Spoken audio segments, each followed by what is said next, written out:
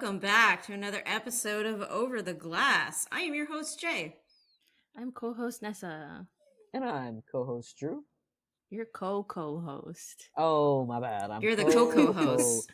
I'm the assistant to the regional manager. I am a matcha latte host. What? What does that mean? What I'm drinking right now. Oh. I'm playing off of him saying cocoa. Oh, like a hot cocoa? Like the drink. Well, if you're cafe, that makes me a doctor then, because I have. Oh my god, that's not festive. Listen, it's got true. I have water. True.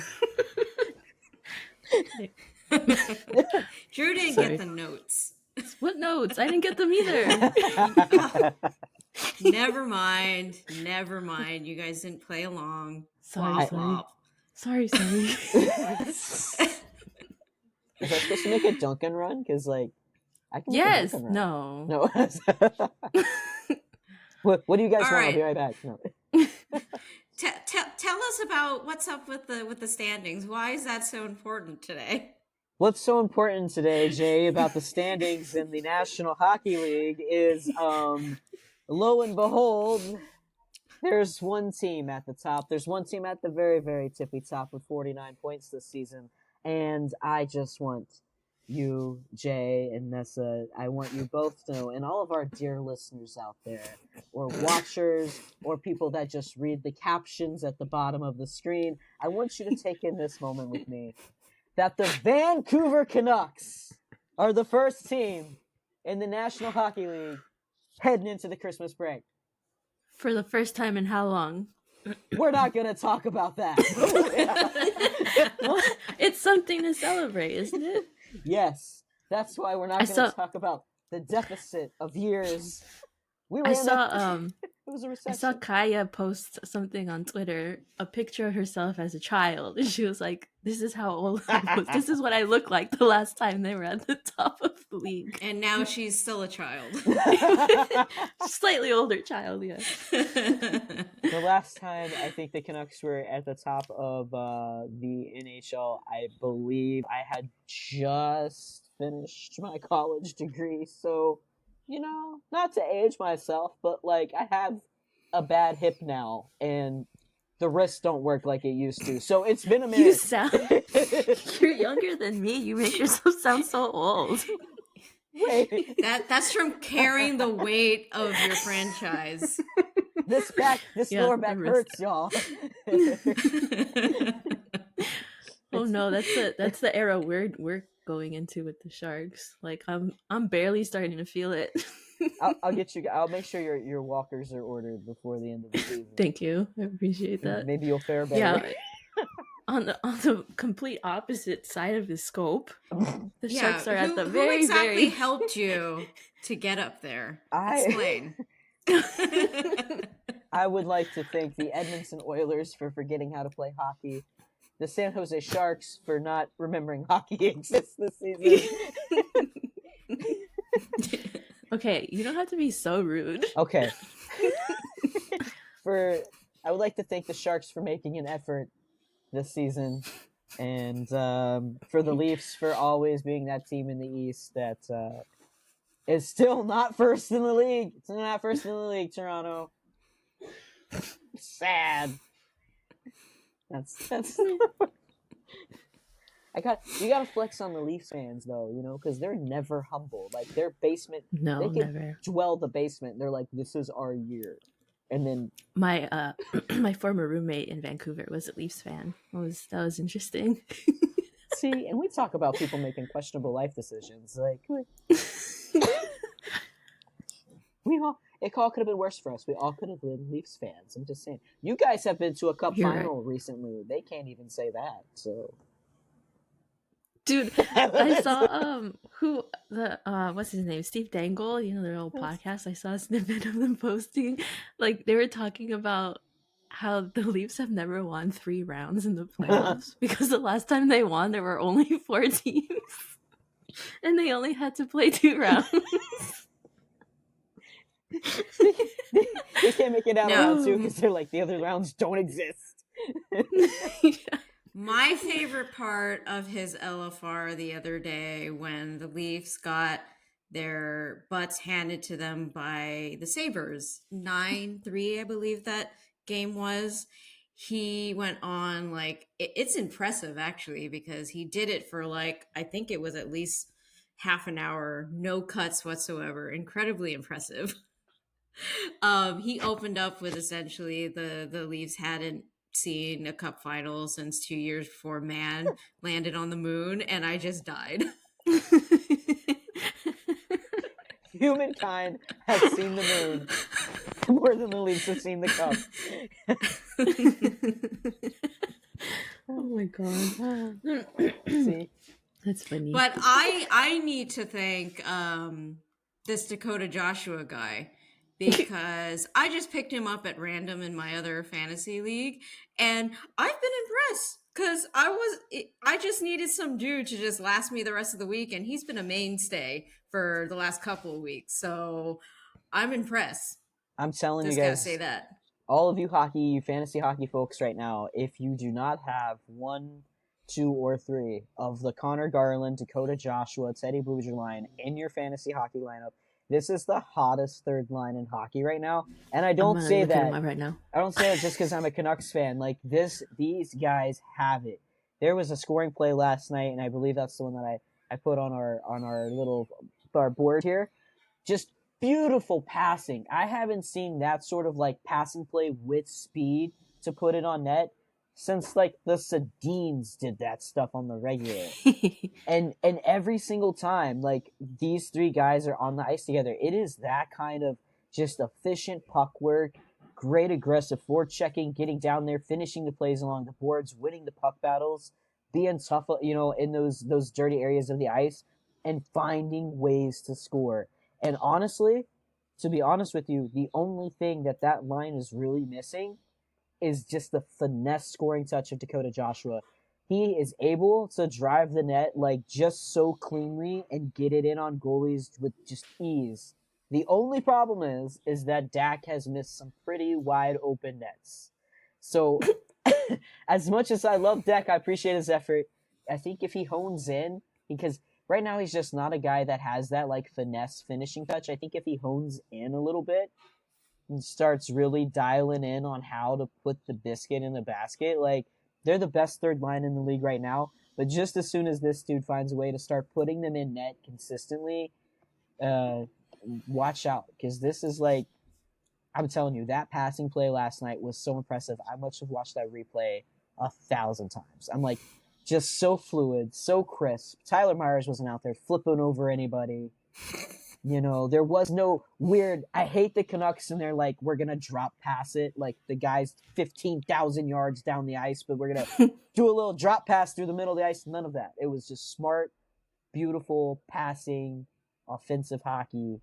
And like, for you fantasy folks out there, if you can grab all three, pick all three up. These are sleeper guys right now. Otherwise known as Drew's lineup. Yeah. Otherwise known as your entire team.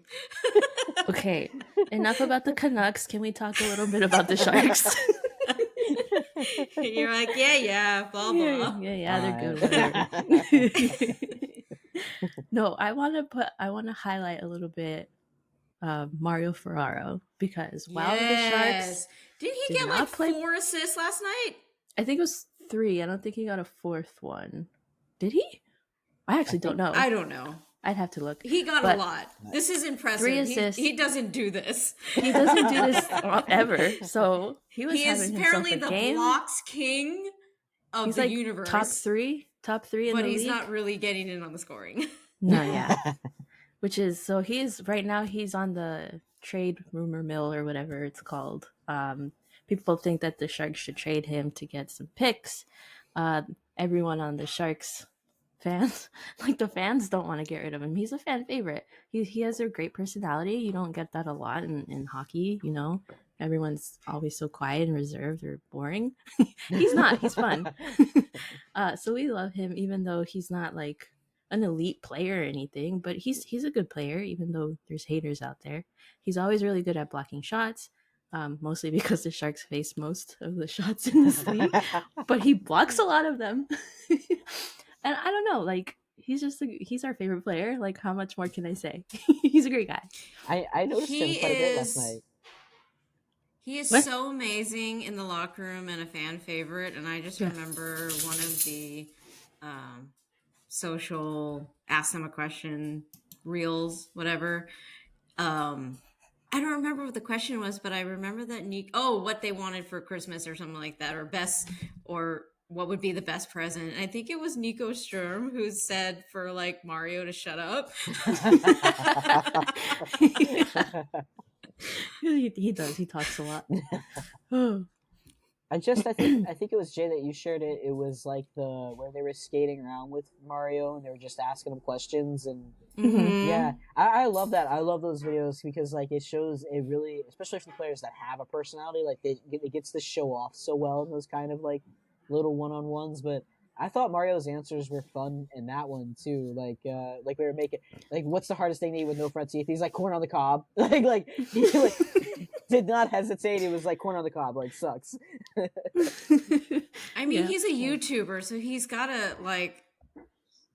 I don't know. Like, I mean, I'm sure he'd be content doing his like original content. Like, he's a giant tech nerd, like huge Apple fanboy. But ever since he got to the NHL level, like he's like my day in the life type of like videos that he hasn't been doing as much lately because he wants to focus on his day-to-day job. But it just that definitely helped to kind of grab the love from the fan base. Nice. He's just is all about sharing just how much of a dork he is. Which is why we love him. I love that. I wish more NHL players, because I see tons of junior hockey and college hockey kids that do that. Like they vlog, they do the day in the life now. I so wish like more like AHL and NHL guys would get into it. Just kind of like get to see really what it's like to like live these like professional athlete jobs, not just like locker room tours and stuff, but like what are they really doing between practice and a game? Like I love that kind of stuff. I wish more players did it. I'm a sucker. Hopefully we'll get that more, kind of just with this generation that's just sort of living on the internet, and I don't know, I think you can kind of see it like every now and then, especially with like someone who we're going to talk about in a little bit, like a Zegras who's fine, and like a Bordelot, like who's on the Barracuda right now, like guys like that they just kind of have that swag about them where they're just all about like showing off their personality and making that part of their game. So speaking of Zegras though, how did we feel about back-to-back Michigan goals between him and Bedard? What are the chances that this rarely happens and they both score one on the same night? That's wild. That was like the most mind-blowing thing, because like I seen Connors and then they were like Zegras did it, and I was like, what? Like this is like the Christmas gift to the hockey world. Like, Bedard and Zegras.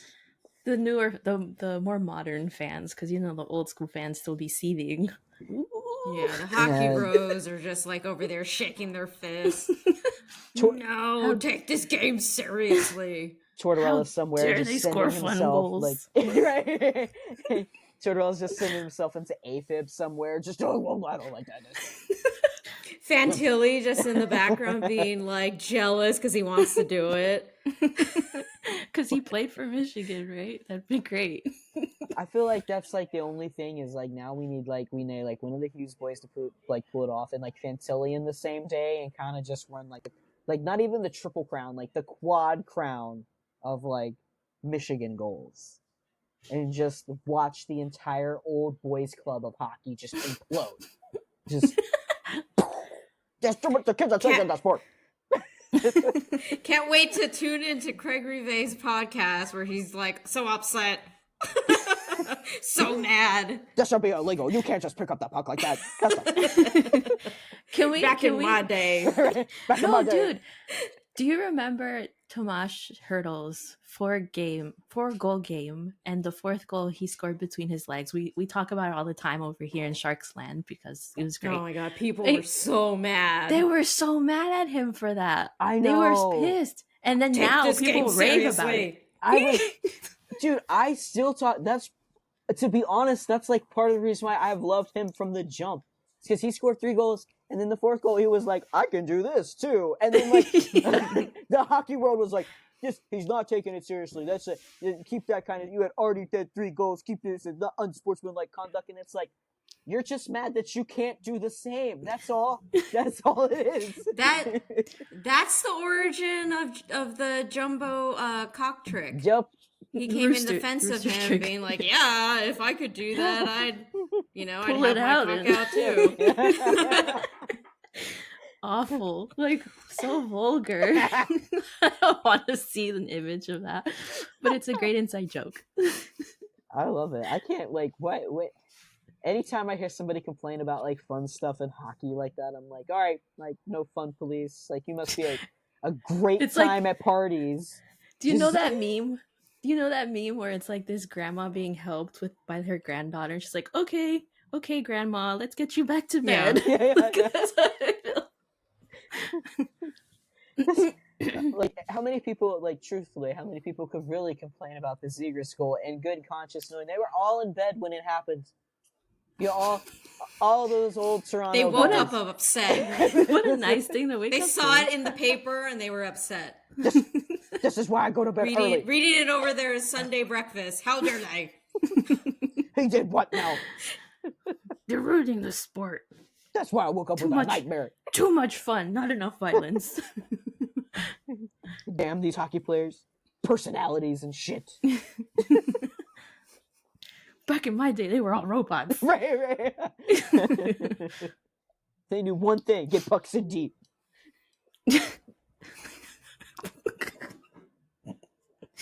Oh my god. Speaking of violence.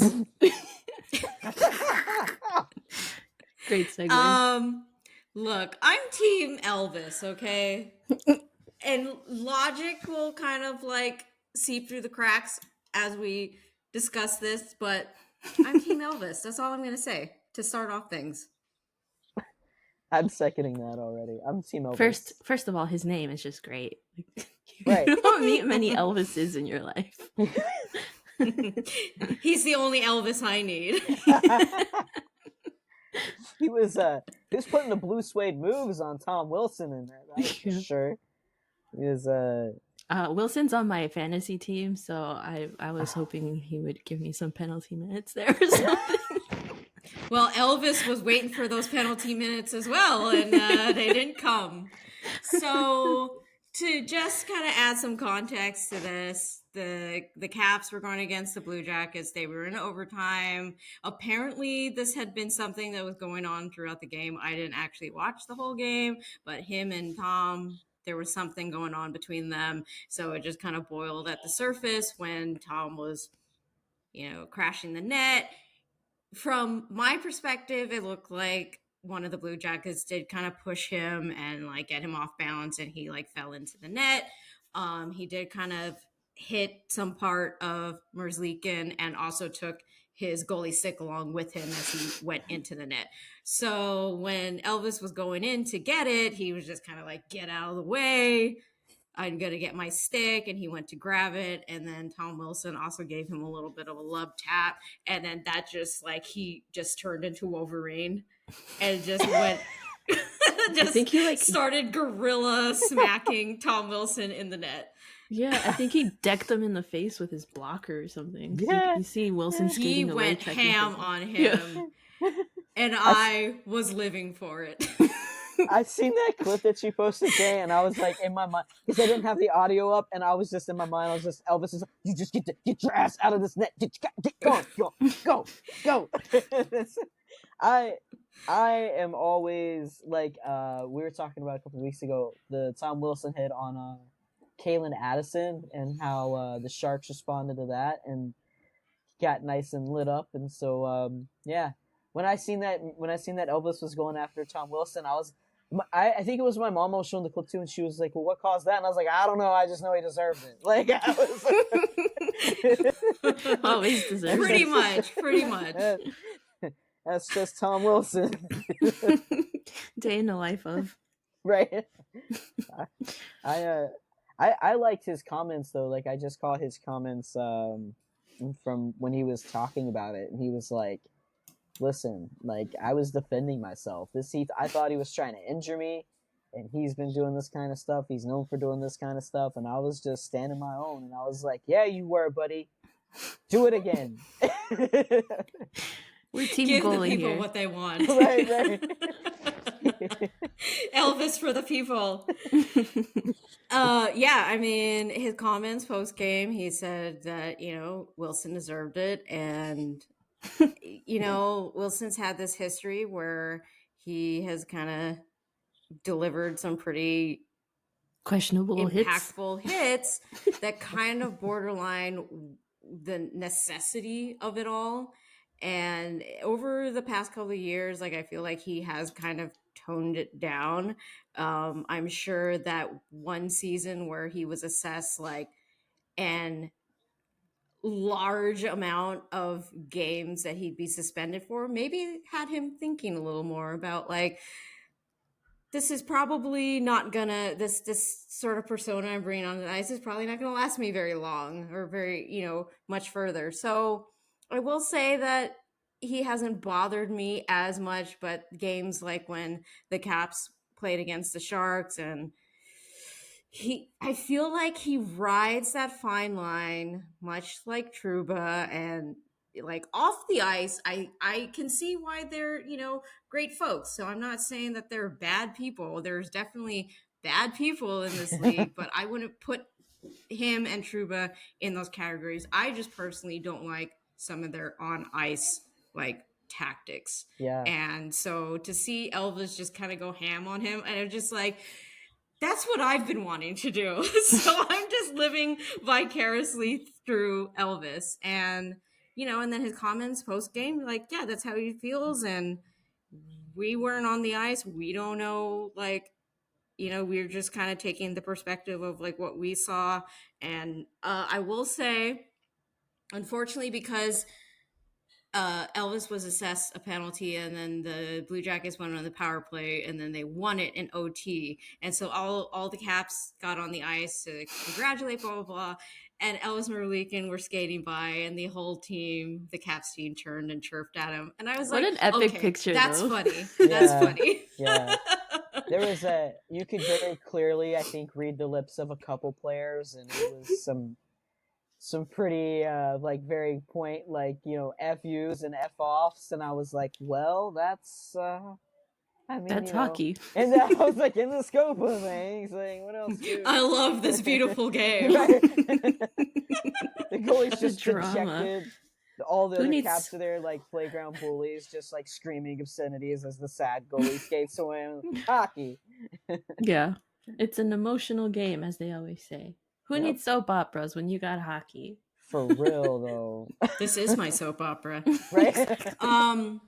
How do we feel about the coach's comments about what had happened? I didn't see them. What do you say? Yeah, Which I coach? didn't catch those. Pretty much the Blue Jackets coach threw Elvis under the bus, said he cost them the game. Wow. That's not and cool. he needs to control his emotions. And I was just like, Elvis, if you would like come over to the Sharks. We'll appreciate your... I will make room for you. Yeah, because Quinn is always talking about how he wants the team to stick up for each other. Like, what more can you want from a goalie? Right. Actually, like, didn't Elvis, like, he made the point, he was like, most dudes, like, try to avoid goalies. He could have tried to avoid me, and he didn't. Like, he made it a thing to come after me. Like, I feel like if that's how your goalie feels as the coach, like, you might not have agreed with how he reacted, but, like, that's if there's any one player on your team you should really ever stand by, it's the person crazy enough to stand between the pipes and stop shots at 100 miles an hour. Like, I don't know. Like, if there's one guaranteed crazy person on the ice, it's probably that person, and you should probably be pretty extra nice to them. That's all I'm saying. They're legit not afraid of anything. They stand in front to take pucks to the face, to the body, anything. Like, come at me. Right. It's just... I want to see that horror movie. Someone make some campy horror movie involving hockey players. Maybe Jason was a hockey player. That's why he had the hockey mask. I was he was a literally goalie. just about to say that. Like, He was Jason's origin story is he got tired of people blaming him for the losses in the game. You know what happened to Can the only last handle so Columbus much. goaltender? Please, someone make this movie immediately. I need to watch it. I really want them to make that canon. Like, that's like Jason's, or whoever it is, I don't know their names. Freddie, like, just that's his origin story. Is like he's like a goalie that got scorned, and now he's like anywhere 200 feet within an ice rink, he's like bringing out the chainsaws.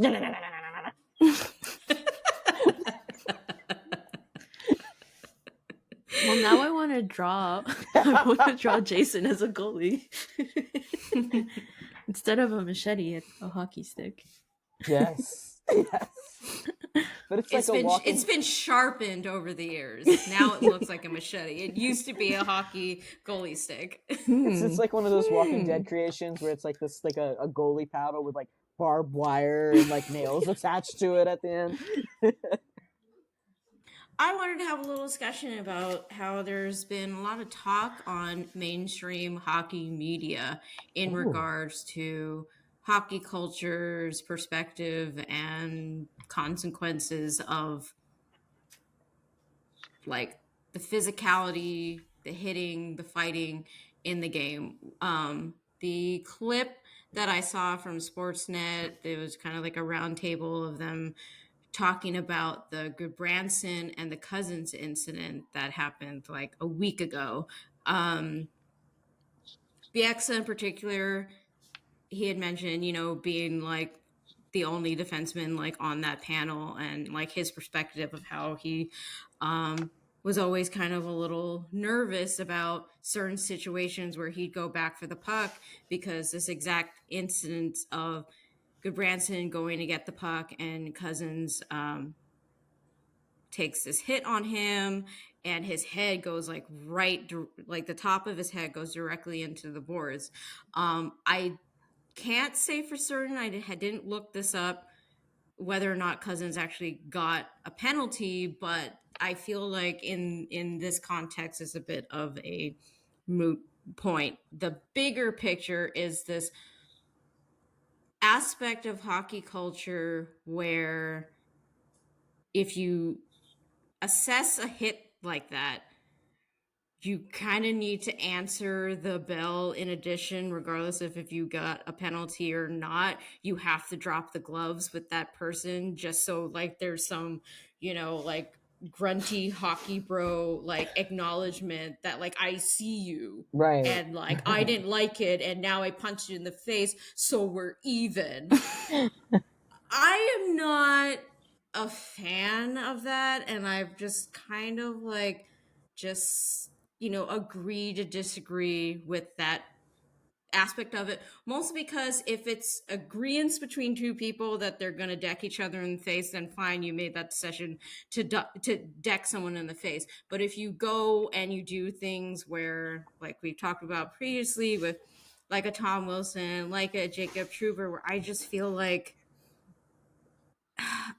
I don't like the way that you play, because I feel like we're only inches away from somebody getting a serious injury that ends their career, God forbid, dies. I just don't like seeing that. And I just feel like the players who make the decisions that it's okay, I just think that they have spent so much time in this hockey mentality where whether or not they feel like it's okay, they have been conditioned to accept that it is what it is, but I do like that the mainstream hockey media is talking about this more, because I feel like they haven't talked about it enough. But the way that kind of like Bieksa brought it up was that Cousins didn't drop the gloves, and then that ended up Goodbranson went after him and decided to like knock him into the next world anyway, which I just don't see any like that in itself, like I just think is ridiculous. It's only acceptable when goalies do it. I will say that I think there's this interesting, I think, when people, it's so funny when people are like, we're turning the sport soft, but nowadays the standard is like a good clean check, like even if it sends these big heavy checks, like there's a response that's expected, like somebody's got to come in and drop the gloves, but like newsflash, hitting is a part of hockey, and for the most part, most of us enjoy seeing those big clean hits, right? Like even if the ones that are like good solid open ice chest contact, shoulder contact, like the hits that we know are a part of hockey. I think it's a little bit, this new expectation is like you have to fight for a clean hit. Now the Cousins Goodbranson hit, that's questionable. Like just kind of watching the replay, I think if you're gonna have that police player other players sort of, or players police other players sort of mentality, like that maybe was warranted, but it kind of is just like this weird inconsistent thing with player safety too, right? Like if the refs aren't going to call it consistently and the players now are like adapting to how they're policing each other because of the inconsistent standards of refereeing, then the standards across the game are a little bit discombobulated too, right? Because like a few years ago, you hit a good, clean, open ice hit, and it was like, all right, well, I'm gonna, readjust my helmet and get back out there in the middle of the play. Now, a good, clean, open ice hit, and like, if the player that didn't get hit isn't doing it, there's another player on the ice looking for like retribution. So I think it's kind of like this wider, and I can't remember the player that came out and said it recently, but they had spoken out publicly about the inconsistency of the Department of Player Safety and how they've just been dropping the ball. And so I think there just needs to be this kind of whole like reform of attitude around that kind of stuff, like in the game itself. Because with the Goodbranson and Cousins thing, like, yeah, that could have maybe been one of those like players police each other sort of moments, but in certain instances, like with like the Sharks game where people are upset when PD threw the reverse hit, but that was a clean hit. I don't think it needed that response. You know what I'm saying? Like, had it been a nasty hit and people would jump in and it would have turned into a full-on Donnybrook, like that's one thing. But there's this weird sort of, and I think that it comes down from that inconsistency of like the refs aren't calling the stuff that definitely should be called, and player safety isn't giving out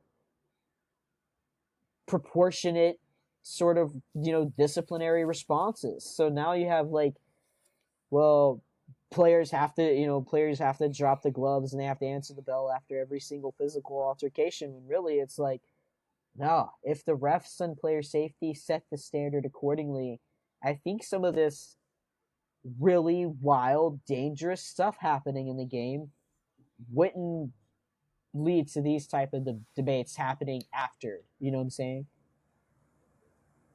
And one of the things that another person on the panel did mention was how, so it was said that Cousins wasn't assessed any sort of suspension or fine, which that's on the Department of Player Safety. Like we've talked so much about the inconsistencies, and it has not.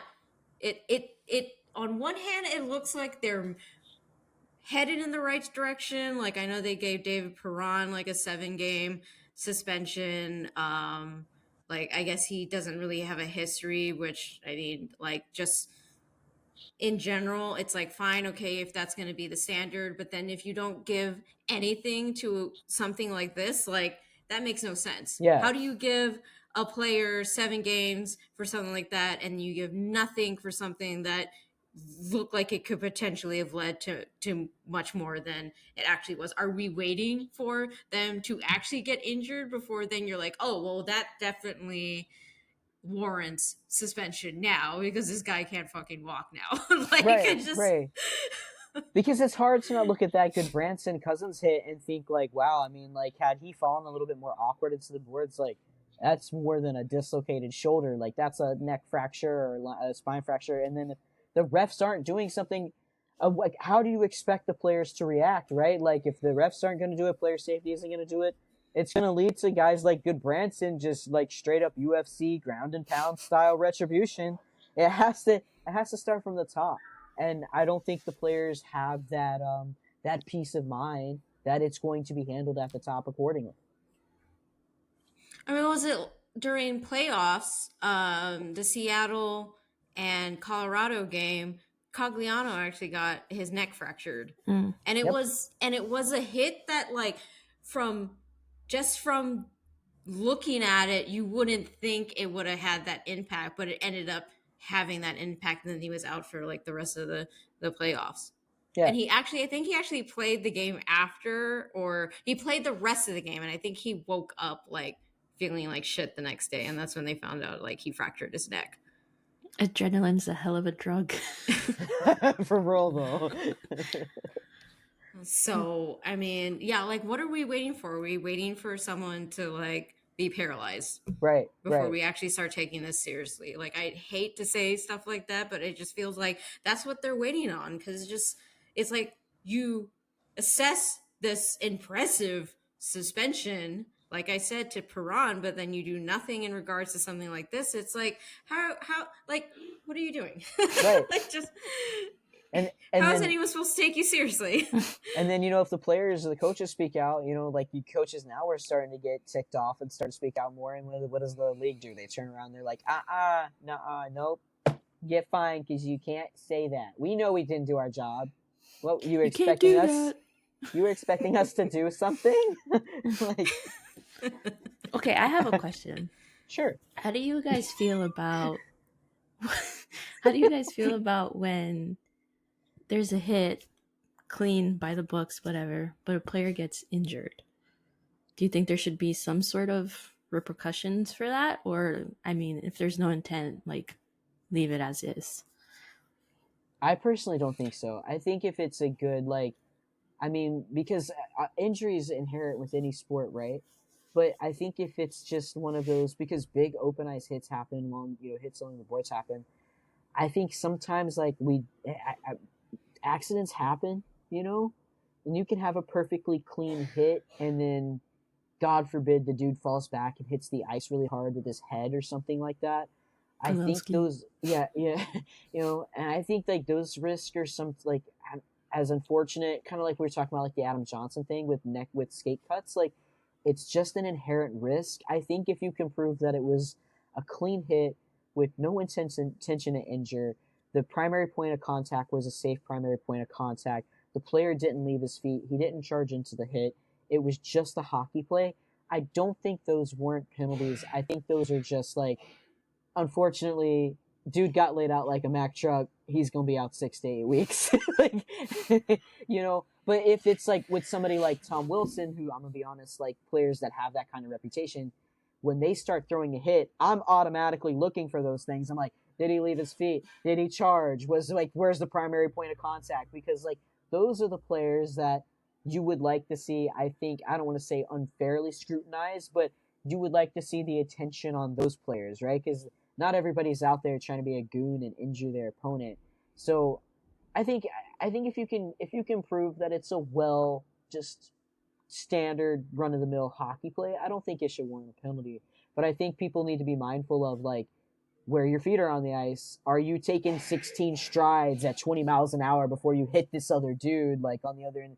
Those kind of things, like, I'm also, and I'll say this, I'm also a huge person of, like, looking at the full context of the play, right? Because I think sometimes those things just, like, get boiled down to, like, just the moment of impact or just the hit. But, like, what was the full context? Because sometimes those really aggressive sort of dirtier players they'll hit the center line with like this boost of speed and then glide 20 feet in before they send the player into the boards at a dangerous angle. And so when that kind of stuff happens, you have to wonder, like, well, there was some intent to do some type of hurt there, not just like regular hockey hurt, like, whatever that is. But so I think if you can, like you said, if you can prove it's a fair game, fair hit, then that's hockey.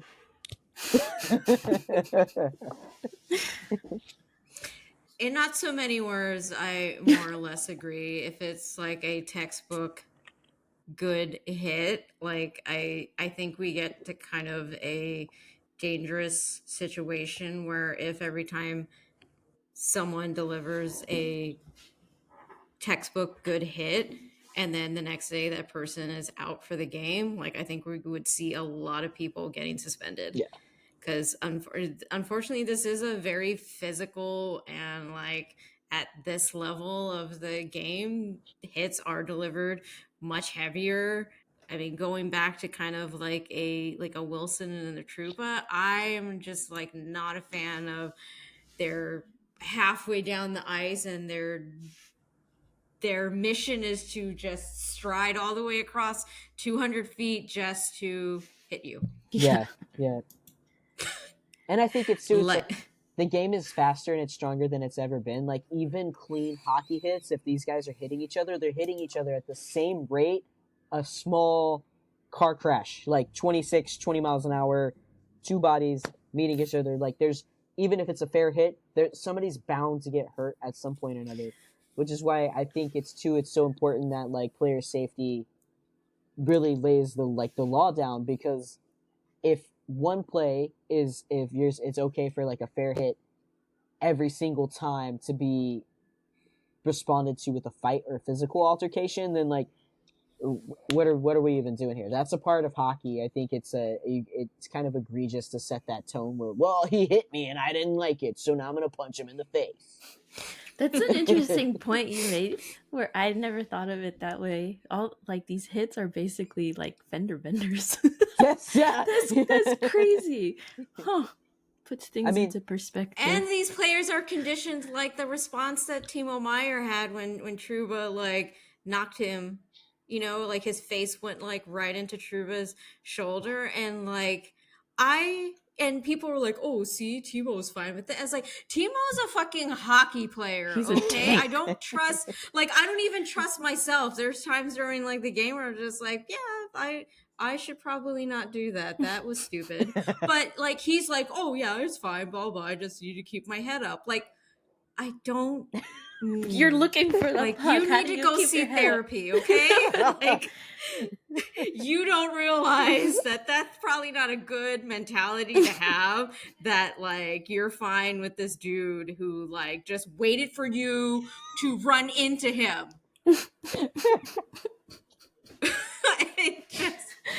Hockey, the beautiful game. The players are fine with it. Yeah, because their brains are messed up, okay? They're all scrambled in there. They're all scrambled. Oh my god. There's one thing on their mind that whole time they're on that 200-foot sheet of ice. Puck! Must get puck! Where is puck? Oh, he has it. Head down like chickens looking for it. He has puck. Hit that guy. Oh my god. You guys, too silly. Okay, today. in other news. In fun news. Samuel Girard is back. Oh, not fun news yet. He's back. I guess that's kind of fun. Actually, I'm not even sure if he played last night, but he's back. I saw him on Good the for ice, him. and people said, "Hey, he completed, the player assistant program." So I hope he got what he needed, and happy for him. I forgot why he went. Was he the one because he was having anxiety, depression, or okay? Oh, good for him. So hopefully they gave him the good stuff, and he got to talk to people, and now he's on a good plan. And we know all about that. Anxiety, depression. Now get back into society. I don't wanna. Society is mean. Oh God, who are you telling? There's only Well, three good things for on my him. mind: puck, sadness, and depression. Well, we got to do something about two of those, my friend. Just when hockey boys are sad.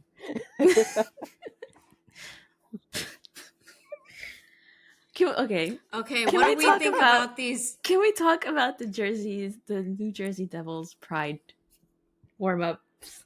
They're so cute. I love them so much. I feel like I don't care. Okay. To the person who created it, welcome to the club. Happy to have you here. Yes. I feel like I know we're friends with Jude.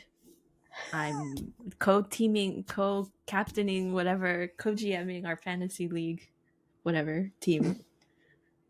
I never really cared for the New Jersey Devils. I never cared for their logo.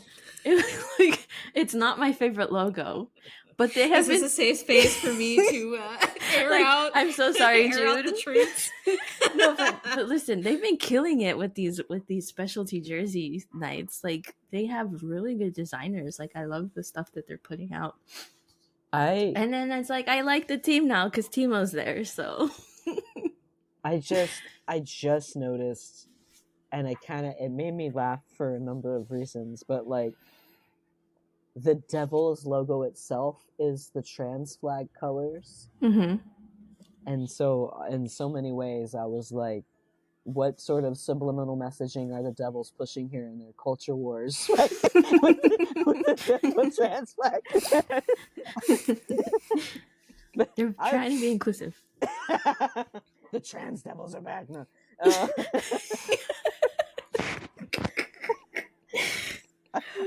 I like it. I think it's fun. It does remind me of like one of the old school Pepsi commercials, though. Like you remember they used to like crack the Pepsi and the little red and blue bubbles and stuff would like be in the commercial. It did give me an old school Pepsi campaign vibe, but I like it. It feels like gay Pepsi. Gay Pepsi. I don't know. I'm all for colors. I love colors. When someone knows how to use them right, I am all for it. This was done right. It's really so unique from like so many other Pride jerseys too. Like it's fun. Mm-hmm, It's with all of its little like gay Target logos on it. I love it. Because it's not just like, oh, here's the rainbow added to the logo, or just turning the logo into a rainbow logo. Right. Like there's like I think I briefly read what the artist's intent was, and it's like the circles are meant to be. So I actually have it here, so I wanted to highlight on it. Go ahead. So the artist had said, they were asked, hold on, let me see what they put their pronouns on here. Somebody in the comments put a gobstopper box. Okay, so I'm not sure what Catherine's pronouns are. So Catherine was asked, what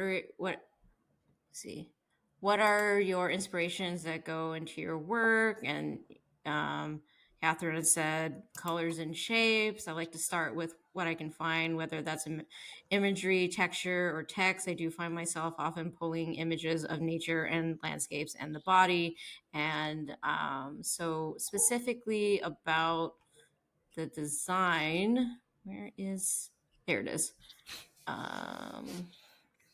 The overlapped groups of circles and colors from the Pride flag to continue to symbolize hope and intersected community. The design is meant to represent coming out, the notion of breaking the barriers to be able to live freely and openly. I strayed from using an easily identifiable border and instead had groups and circles break away from the larger logo to further the idea of breaking the barrier. Coming out is certainly not something that's always easy, and it can take a while for someone to feel comfortable enough to do it. I can only hope that this design and Pride Night help someone else feel respected, seen, and welcome. So when I read that, I really did like how Catherine didn't put borders around it, like if you put like a dark, like, you know, if you have the contrasting of like a let's say a black to like a much lighter color, or some way that signifies that it is, while unified, it's separated from the rest of the design. Like, I like that Catherine had omitted that, because like, not to get too deep into it, but like our community kind of has those sort of like divides that, as folks within the community have experienced. And me as a non-binary, like, trans identifying person,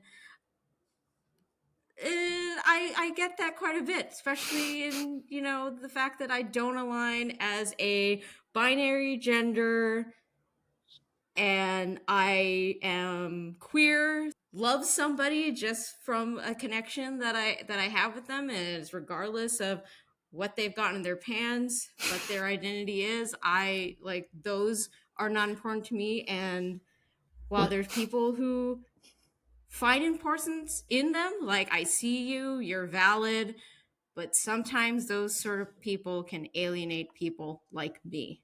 And I think, on top of that, on top of Catherine mentioning the fact that, like, coming out is, this experience, like, I also kind of see it as, we've I know we've mentioned at some point, and I know like other people feel this way. You are constantly having to come out, and these kind of symbolize all those different experiences that we have, because it's not just the one time you're doing it, but it's all these certain periods in our life, and they can look and feel certain ways. That's kind of how I felt when I saw that, and I love it. Yeah, I love the non-barrier thing. Mainly, I like the meaning behind it too, but it makes it fun, right? Like, I mean, Mm-hmm. it's not, with all the normal Pride designs, everything's so structured inside like the actual logo or within like the parameters or something. So just a really creative design. I sort of picked up on that kind of like interpretation, just kind of like looking at it. And I was like, man, that's pretty cool, because it feels like the jersey just doesn't feel boxed in, like, and like confined in that way. So I think the intent of Catherine's intent here, I think it translates really well, and it makes for a really fun, really unique, like, just jersey design. And still, like, I've looked at that jersey 1,001 times now, and then just to even notice the striping and the trans colors on the New Jersey Devil actual like logo itself is just so cool. It's just such finite attention to detail, and hitting all the colors that represent something to the community or appear on flags or symbols in our community. Really cool. This one actually might be like, the Canucks jerseys always are phenomenal, and the one they did a couple seasons ago will always be my favorite one. But I think this one might be my second new fave Pride jersey that a team's put out. It's really quite a unique venture. Jay and I have a soft spot for Trans Shark that happened this past season.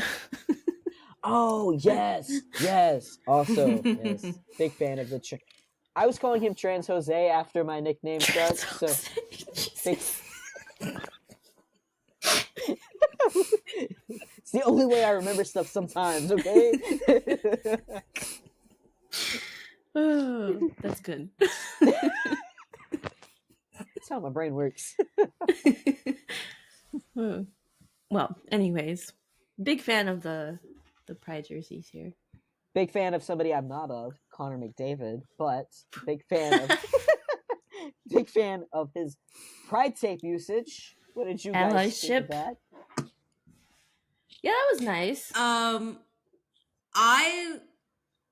I thought it was really nice that it wasn't even the Oilers Pride Night, but they packed some, and they decided to join the party. Yeah. And I thought that was cool. Who else besides him and Skinner used it? Do you know? I would have to look back. There was them two and like two other players. Okay. I want to say. Yeah, you have to keep track of who I want to potentially be fans of. I'm not the biggest, like, I've never been on the McJesus hype train. Like, I've never been, like, oh my god, the second coming of Gretzky. Like, I feel like sometimes the whole market of Edmondson really wanted him to be. But he has truly, like, he's won a lot of my respect with just how outspoken, and I think it really comes through his authenticity about how much, like, showing support for this community and this issue matters. And damn it, every time he does something like this, I'm like, god damn you, Connor McDavid. Like, You had to be earlier. like, I'm starting to like you, and that gives me indigestion slightly. But I love it. I have a lot of respect for it. Just kudos to him. And Travis McDermott, right? Like, it started with like the one really one of the most disposable players in the league. Like, the NHL could have like flicked him off like a flea and been like, nope, we're not playing that. You can go somewhere with it. So to have somebody like McDavid that has that kind of influence and that pull over anybody really that tunes in and watches a sport, like, I have had 1,001 interactions in my life with people that did not know hockey but knew Connor McDavid. So the fact of that, like, that just one of the most visible guys in the sport isn't afraid to still, like, slap up pride tape and just make that statement, even if it's a subtle one, like, okay, kudos to you, Connor.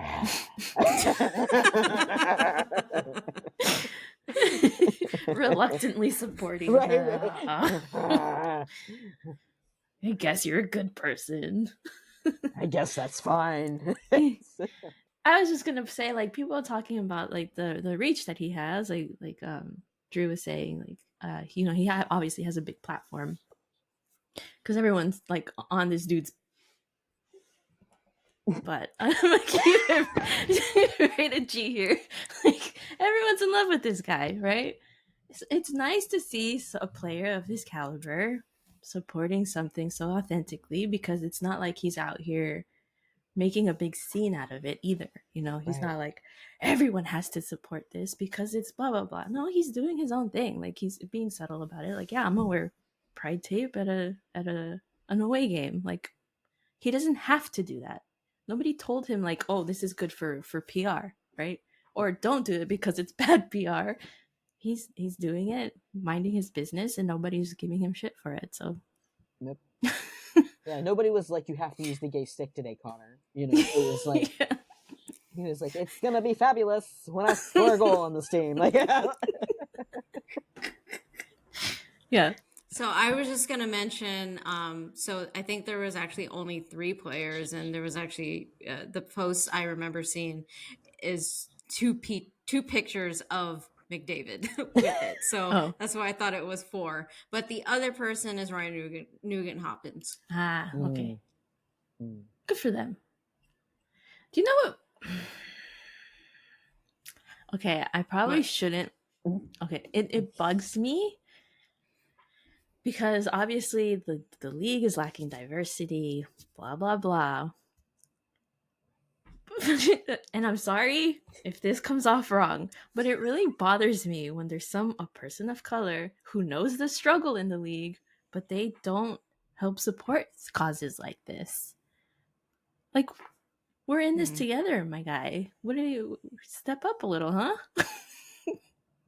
I just want like one player to try to, like, be, how, like, there's a certain contingent of certain politically inclined minds that do things because they're like, I'm gonna be edgy, and I bet this makes the Rainbow Mafia so upset.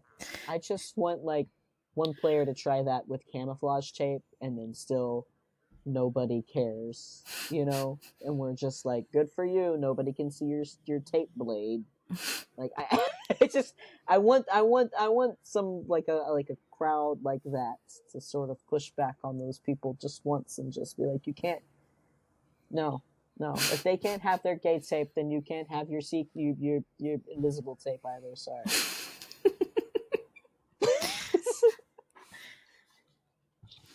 That's it. That was my little gripe. Okay. that had a different point, and then like I started it, and then ADHD brain was like, we don't know where we're gonna go with this. Just keep going. Just finish That's it. where we went. All of a sudden, you entered the highway, and you're like, oh! I guess I gotta keep going. Just gonna try to cross my train of thought like Frogger, you know, just oh.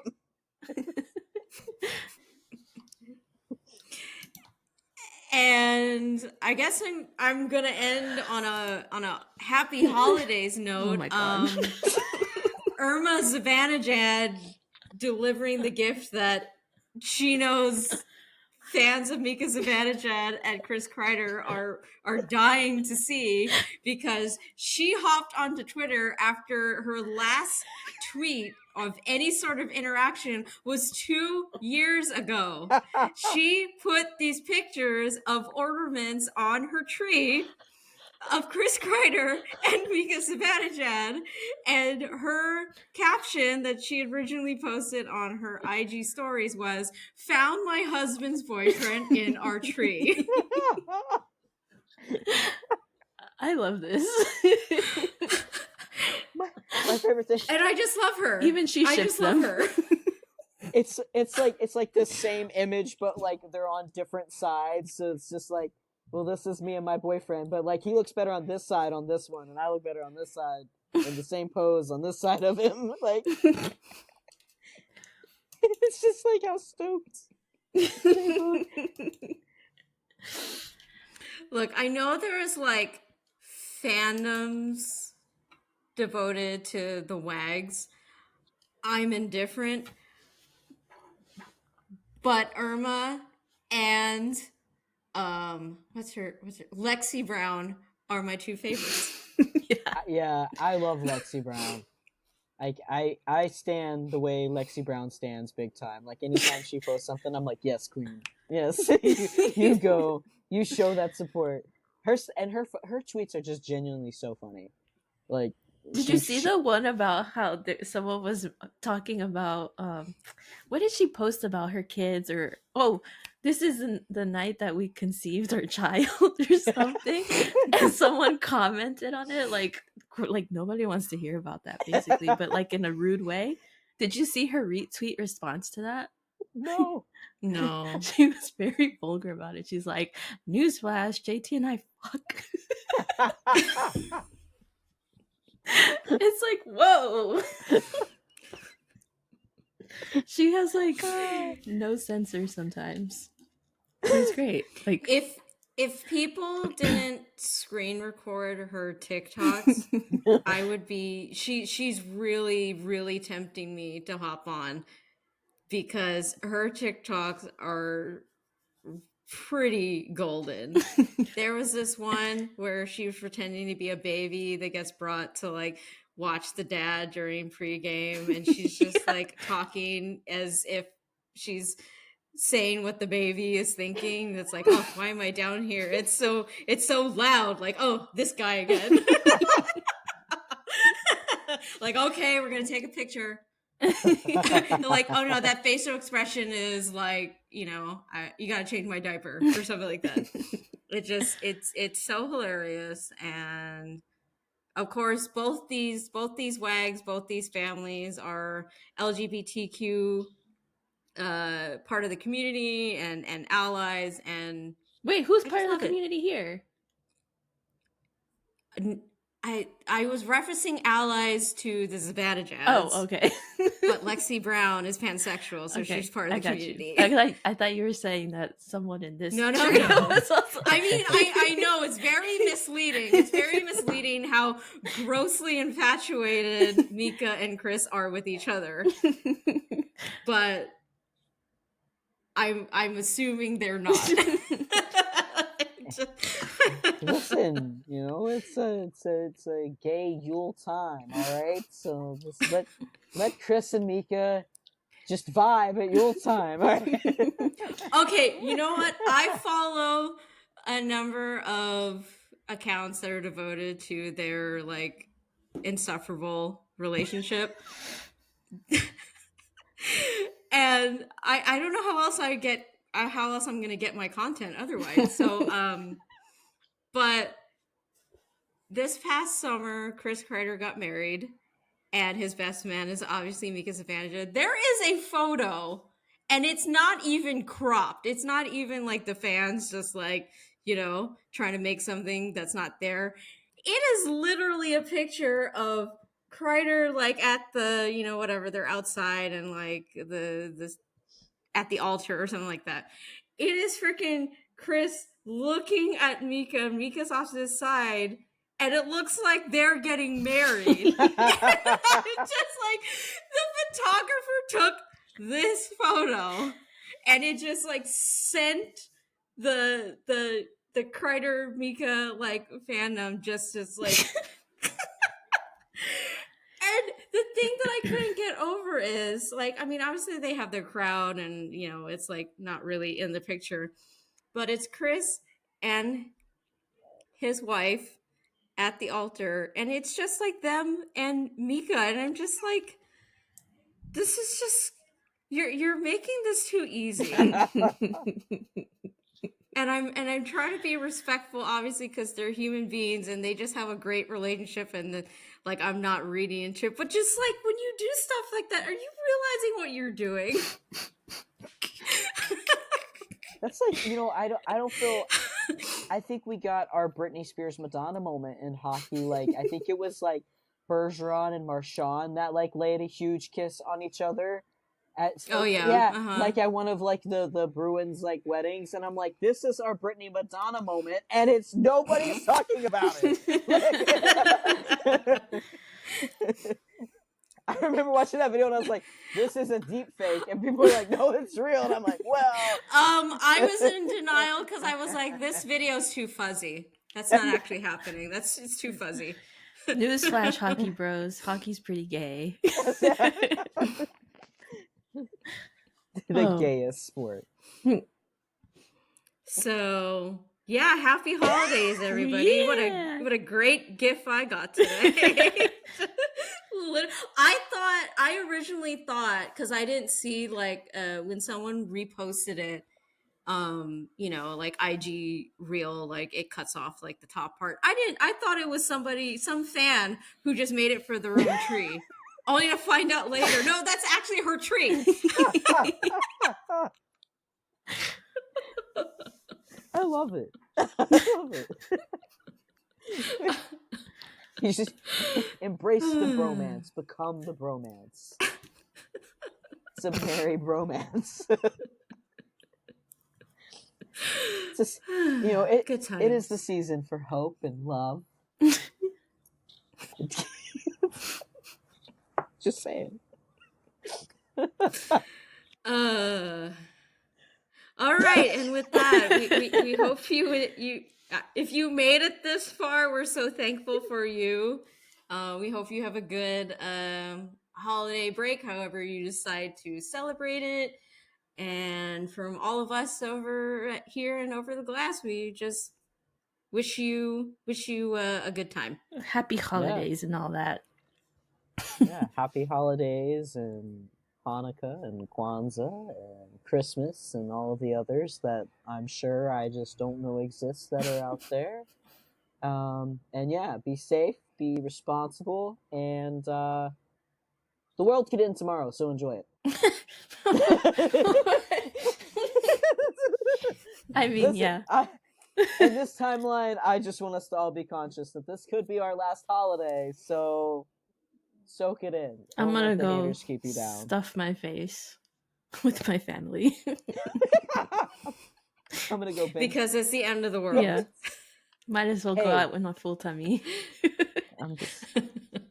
I just want a warning. Just like when the world ends, I just want a warning so I can be on the beach, just watching the end of the world roll in. That's all. That's all I ask. So if that's tomorrow, a heads up right now would be fantastic.